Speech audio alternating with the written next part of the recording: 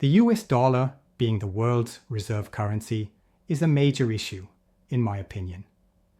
If the foreigners get scared and decide to dump the dollar, you're dealing with a situation where the value of the currency surpasses the US GDP by a full third. That might be a serious issue. If you share my view that the US dollar will see a similar decline in purchasing power to that of the 1970s over the next decade, then this is essentially the previous chapter for you. Yes, I do think that. The nominal price of gold, by which I mean the price in US dollars, will likely rise in a manner that reflects that, in my opinion. And it has gone unmentioned. That arithmetic is killing me. The Federal Reserve has acknowledged 8% real inflation, while the media is busy reporting on artificial intelligence bubbles and stock market rises. Investors in US Treasuries are committing themselves to certain losses. Warnings are being issued by experts such as Alasdair Macleod and Rick Rule. Long gone are the days of the conventional 60-40 portfolio, an agreement to end one's life. Yet this delves further. Central to the world's economy is a debt bomb that is ticking at $120 trillion. Pensions and the USD won't be the only ones hit when it goes off. It will tear through any and all obstacles. Investing in stocks, bonds, savings, and even virtual money. What happens after this might surprise everyone. The price of gold is predicted to soar, but silver, expect a 30-fold increase in the price of silver. The planet is currently dozing off as it walks right into that explosion. So, what is the precise cause of this mass exodus? Also, what steps can you do to safeguard yourself in advance? Let's dissect it. Furthermore, we must inject people with vitality as the interview nears its conclusion. This is very depressing, you know. Diversification is a term that keeps popping up. Our success as investors over the past 4 decades has led us to become arrogant, which is another issue. In order for diversification to be beneficial, one must have knowledge of the industries into which they are investing. There isn't much variety in my life. Banking, insurance, asset and investment management, and other traditional financial services are within my expertise. My knowledge of natural resources is extensive. Questions regarding cryptocurrency are common. My excuse is that I just don't get it, so I don't do it. They want me to talk about IT. Nvidia is a word whose pronunciation I am unsure of. In my opinion, I was correct. Without knowing what they do for a living, the likelihood of me being able to tell you if it's overvalued or undervalued is 0. Accordingly, I would advise caution when it comes to diversification. My advice would be to put as much money as possible into businesses that either the investor or their financial advisor had a good grasp of. Maybe it's just that my own attention span is limited. Still, I've never believed that a single human being, or even a group of humans working together as asset managers, could possibly have a firm grasp of 100 or 200 different businesses. Just one more word of warning, please. Specifically, the terms liquidity and solvency seem to be used interchangeably nowadays. That, even in government, is one of our major mysteries, in my opinion. Even if our government has a lot of cash on hand right now, I still think they're bankrupt. Put yourself in my shoes for a second. Suppose you're a US citizen with a job that pays $60,000 or $65,000 a year and $30,000 in savings. A guarantee was the cornerstone of pension funds. You can retire stress-free after working for decades and making steady contributions. Still, the hope is dwindling. These finances are, behind the scenes, crumbling under the weight of expectations, and the figures support this claim. The yield on supposedly safe US Treasuries is now a guaranteed loss of 3.5% per year, as real inflation approaches 8%, according to the rule in Macleod. No, that is not progress. Ecology calls that. The slow motion collapse is happening for pension portfolios that are heavily invested in bonds and have out-of-date equity allocations. There is actual danger here. Because of the policies implemented by the Federal Reserve, the majority of pension funds are fundamentally unable to fulfill their long-term commitments. Years of relentless debt monetization and artificial interest rates have warped the market. Yet they are pursuing returns anyhow. And the worst part? In today's world, the long-supported 60-40 portfolio paradigm is mathematically bound to fail. These days, bonds aren't a hedge against inflation. The stock market is highly unstable, overpriced, and closely linked to the collapsed system. Rule is not kidding when he calls it a death pact. One of the most reliable retirement models of our time is slowly crumbling before our eyes. Worse yet, no one will step in to rescue it. There is no bending of the system. It is shattering. With that out of the way, what is driving the disintegration of retirement safety nets? At what point will it stop? In that brief excerpt, you mentioned that the remaining portions exhibit slightly higher levels of volatility. The managers of pension funds do not want uncertainty, believe me. For all intents and purposes, they desire assurance. Volatility is hence not a good choice. No, it isn't. For them, it's the end of the world if they consider cryptocurrencies like Bitcoin and others like it. Actually, Rick's description is spot on when it comes to the situation in Europe. However, we have additional factors that exacerbate the problem. Defined benefit pension schemes are the first to be discussed. For the time being, they will essentially pay a guaranteed 2/3 of wages, with additional payments tied to inflation. Guess who, though, has them?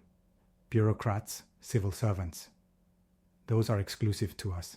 To rephrase, the expense of this is just going up. Regarding Rick's argument regarding inflation, I agree that it is currently running far higher than what the CPI numbers would indicate.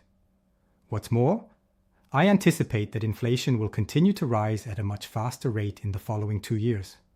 The reason I say this is because, given the current state of affairs, gold seems to be indicating, if you will pardon the pun, that it anticipates a devaluation of fiat currencies. The age of fiat currency, which began in 1971, seems to be coming to a close at this point. In such a scenario, prices will go up. Not because they're going up, but because the currencies are going down even faster, which causes them to look higher than they actually are.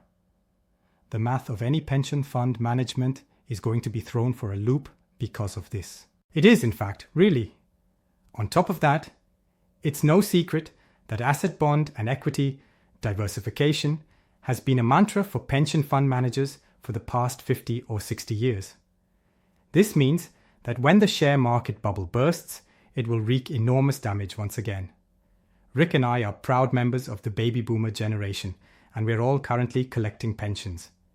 The figures have also grown significantly. Just look at how completely bad this math is.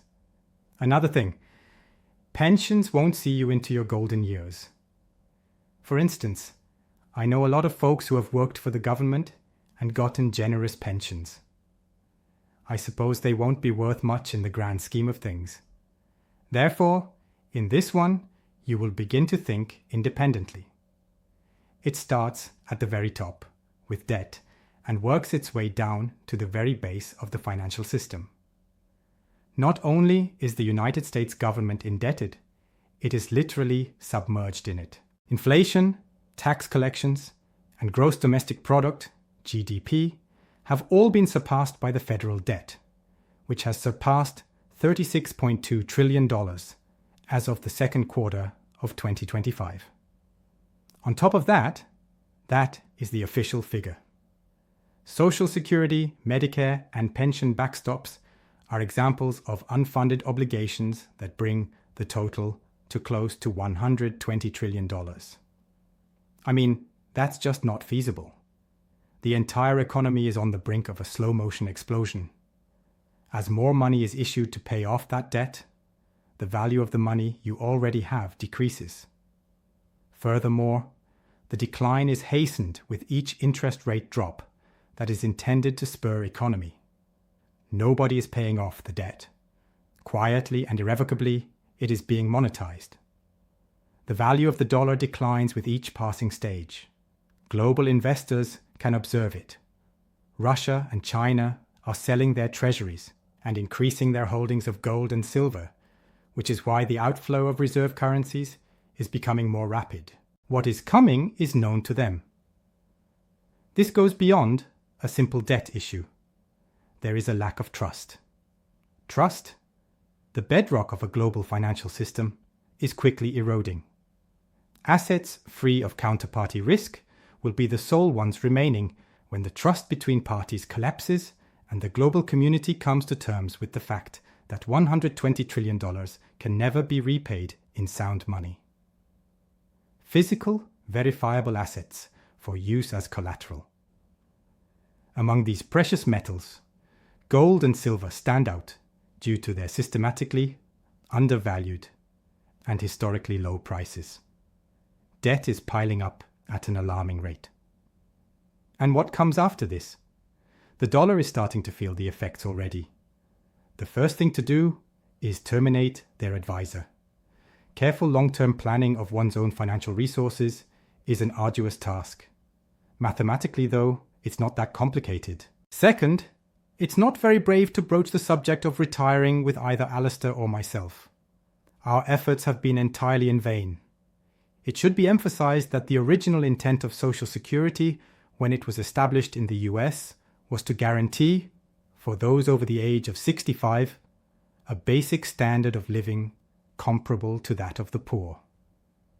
A man in the United States might expect to live to be 66 years old on average when Social Security was first established. Life expectancy has decreased. Consequently, the necessity to make preparations for a longer lifespan is very reasonable. Honestly, I'm not a fan of retiring. My job is enjoyable. I guess you could say my mind needs something to occupy it or something to calm it down. For me, working out is a lot better for my health than drinking.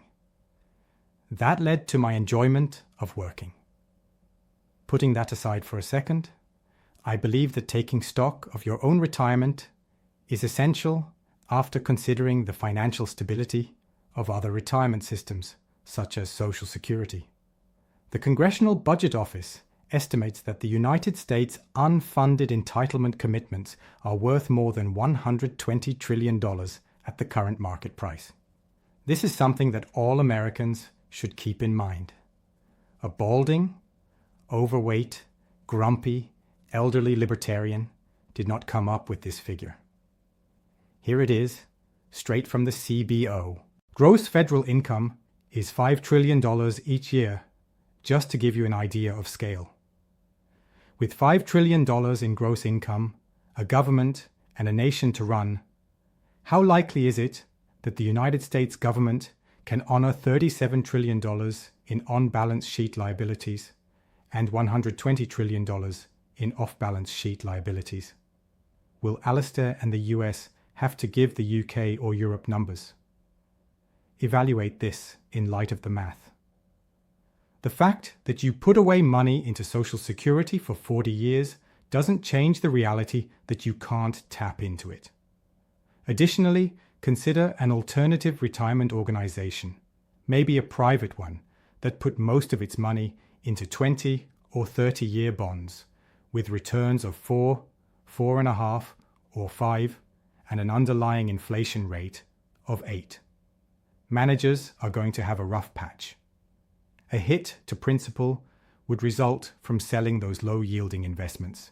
By keeping them, they are effectively pledging to ignore their long-term financial obligations. I am in a world of my own. Be sure you know who you are and where you are going before making any plans. This is your sole opportunity. Our official Silver News Daily Telegram has just gone up, so we'll be right back. A 10-ounce silver giveaway will be held to commence the proceedings. Exactly. Silver in the form of metal, not a voucher or digital credit. All things related to precious metals, including silver, market analysis, collecting recommendations, and more, will now take place in this telegraph. It's the heart of the community. The 10-ounce silver giveaway entry form is here. For more silver news, subscribe to Silver News Daily on YouTube. Go ahead and activate the alert bell. 10 ounces to be given away in 3 different videos. Participate in the Telegram group and introduce yourself. 10 ounces of silver will be sent to one lucky winner if we reach 500 active Telegram subscribers. Go to work early and keep moving. The world's reserve currency, the US dollar, is slowly but surely losing value. At least not at this point in time. However, consumer spending is already on the decline. Rick Rule makes a terrifying analogy. The following decade is shaping up to be a repeat of the 1970s, with the dollar losing 75% of its value. Red flashes are already appearing on the screen. The dollar was weakened by inflation from 1970 to 1980. However, the situation has now become more riskier, far higher than the official CPI of 2.4%. Real-world inflation, as measured by the Chapwood Index, ranges from 6 to 8% per year. What this means is that your money is steadily losing value year after year. Markets are cognizant of this fact. Already this year, the dollar index that tracks its value relative to other currencies, the DXY, has lost 3%. These aren't merely market fluctuations. The entire system is deteriorating. International investors are pulling out. My self-assurance is eroding. Plus, the dollar's status as a safe haven is being publicly challenged for the first time in decades. What did the Federal Reserve do? Reduced interest rates. More printing of money. We are trying to hide this disaster by implementing the same regulations that caused it. However, there is a growing awareness around the globe. Gold is being hoarded by central banks. The inflow of silver ETFs is soaring. The demand for real silver is also skyrocketing. Why? Reason being, they are cognizant of the fact that fiat currencies have a finite lifespan, and the dollar's demise is imminent. Things won't simply get more expensive if the dollar falls in value by 75%, like it did in the 1970s. Everything is being repriced on a systemic level. What about silver? It isn't merely able to endure that setting. It takes off. Silver skyrocketed from $1.94 to $50 in 1980. That was no accident. It was a crisis involving currencies, and the pages of history are starting to turn. However, the dollar is being pushed down by more than simply inflation this time around. In the shadows, something far larger and more disorganized is taking shape. A polycrisis that may cause silver prices to skyrocket before anyone is prepared. In the 1920s, while the credit bubble was popping, the economy was booming. After that, on September 29th, there was the collapse from what was presumably a high point. A steep 90% decline occurred in the market. Furthermore, you won't believe this. We also had tariffs. The Smoot-Hawley tariff agreement. It arrived. This whole thing reminds me of that. Contrarily, this is enormous. It is a perilous moment. However, investment managers will eventually come to terms with the fact that they are making a grave mistake. And I believe it's only the start. Major financial institutions such as Goldman Sachs, Bank of America, Citicorp, etc., are now predicting that the price of gold will reach $4,000 or $4,300 or some such figure. But consider their unfortunate customers. They do not possess any. I have been pounding on the door, The analyst you're working with predicts that gold will reach $4,300. What do I own? You have given me the wrong material, you know. When the credit bubble bursts, this will be a major problem. Because trust me when I say that industrial equities, impact stocks, and everything else are headed for a rough ride. The amount that folks will be able to extract is also uncertain to me. There is currently less than 0.5% of the world's investable assets held in gold, out of an estimated 300 trillion. You know, I'm totally shaky on this one. From the perspective of the switch, if you will, away from the current winners, who will suddenly become like cyanide to investors, into obviously what's already running and they just haven't bought it. The next few months are going to be extremely interesting, in my opinion, and I can't wait. It captivates me because, well, let's face it, I'm just an ordinary person at heart. My advice is to ditch credit altogether and put your money into physical gold or silver. In reality, Rick is more hands-on, examining businesses and everything else. At this very moment, that is likely the point where the lead bridge in this remarkable story is. Not a single calamity is looming above us. Quite a few of them are coming at us simultaneously. Alistair MacLeod refers to it as the polycrisis. It is an all-out attack on the world's financial system. There are other dangers than inflation. A perfect storm has formed, consisting of unprecedented levels of national debt, geopolitical unrest, central bank desperation, and a crumbling faith in fiat currencies.